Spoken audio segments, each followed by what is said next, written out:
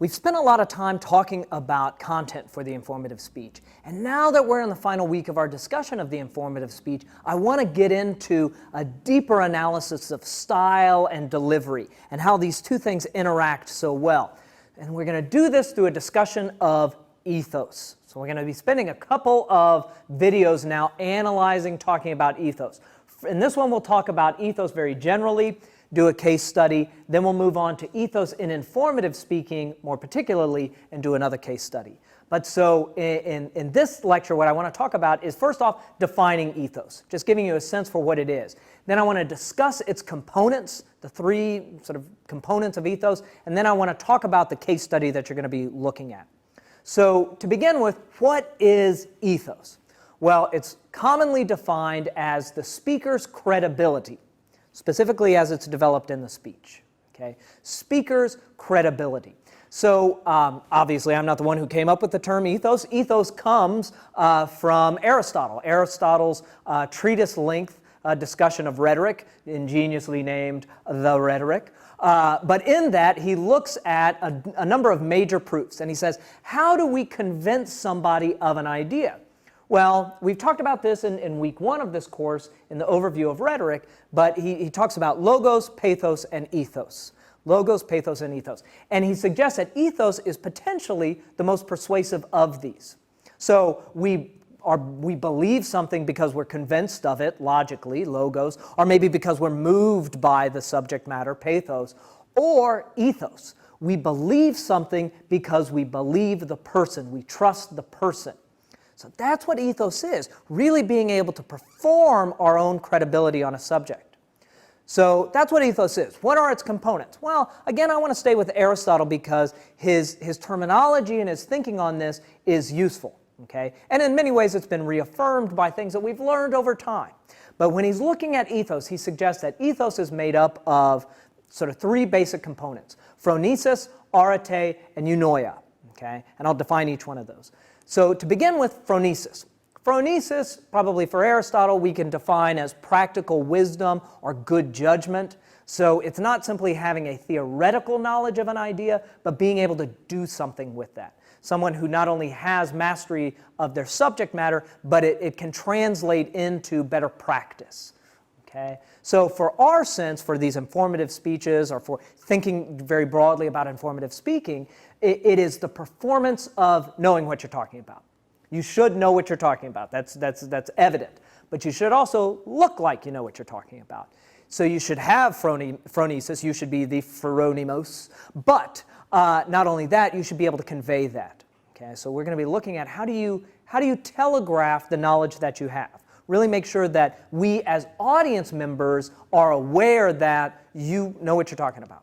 Okay, so phronesis and arete.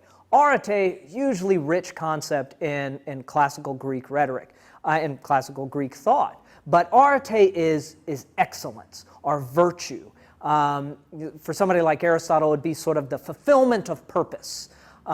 Sometimes when in other classes, I'll talk about arete as sort of just leadershipliness, Kennedy-ness, this sense of excellence as it's performed, as it's seen, as we understand it when we're watching someone.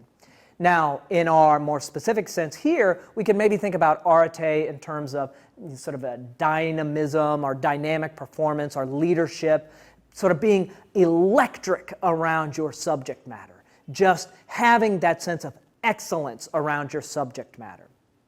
So phronesis, arete, and eunoia. Eunoia is generally goodwill, or specifically goodwill towards the audience. In our case here, it would be the audience really getting a sense that you want them to understand, or you're performing the speech for them, that there's goodwill on the part of the speaker, that there's a genuine desire to educate or inform. Okay? So these 3 broad components sort of come together for Aristotle under this larger heading of ethos. That's how ethos is sort of mapped out in the particular sense. And I like these because they allow us to think about ethos as a performance. Not as fake, not as inauthentic, but as a performance. Because it's this sense of ethos, the sense of credibility, is not just what you say. That's probably the realm of invention. but it's how you say it, style, the vocabulary that you're using, and in many ways, who you are in the speech. Just who we can sense you as being in the speech. That's this realm of credibility. That's this realm of ethos. So those are some general ideas about ethos, and that's very useful. But I really want to get into to ethos through case studies, because there I can look at specific performance choices and say, here's what I think is working to augment their credibility, and here's maybe something that's working against it. So the clip that we're going to use to get into ethos is a political one, but I don't want you to watch it politically. The event is not strictly an informative speech setting, but we'll get to one that's strictly informative speech setting in 2 lectures from now. But I like this clip because it shows a nice contrast of ethos styles, of competing ethoses. And so this clip comes from the 1992 U.S. Presidential elections. And for those of you unfamiliar with the 92 presidential elections, as one of our camera guys just told me, he was 1 year old. It's always good to be reminded how old you are. That's the great thing about teaching university, is each year the references that are so fresh in your brain make you look more and more like a doddering fool. Hey, who remembers this TV show that's been canceled from 2 years ago, from 18 years ago? No one, old man, go home. Anyway, slight diversion because that made me very angry. But anyway, so for those of you who don't remember, this is for him, for those of you who don't remember the 92 election, this is when George Bush Sr. was running for re-election. And this is when Bill Clinton was running for his election. He ended up winning. We also had a third-party candidate at that time, Ross Perot. So you can see here the popular vote totals as well as the electoral college vote totals. So Clinton won that election with sizable electoral college victory, not a sizable popular election, and Ross Perot had a very strong showing but didn't get any electoral college votes. So that's sort of the context of the 92 election. Now, more specifically, what we're going to be looking at is the town hall debate from 92. Now, by the way, this was the first time they did the town hall style in the presidential debate series. And you'll see in this upcoming clip that it's certainly a little bit more unscripted. Those town hall style debates have subsequent, after this debate ran, they clamped down a heck of a lot more on these types of questions. But this first 92 town hall style debate provided an interesting setting for these 3 candidates.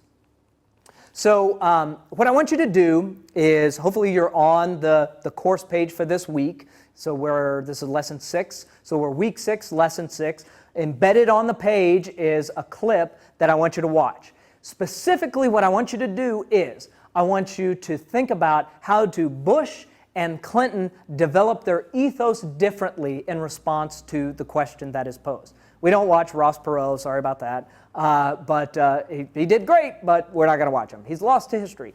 But I want you to watch specifically how Bush responds to that question, how Clinton responds to that question, and how they develop their ethos.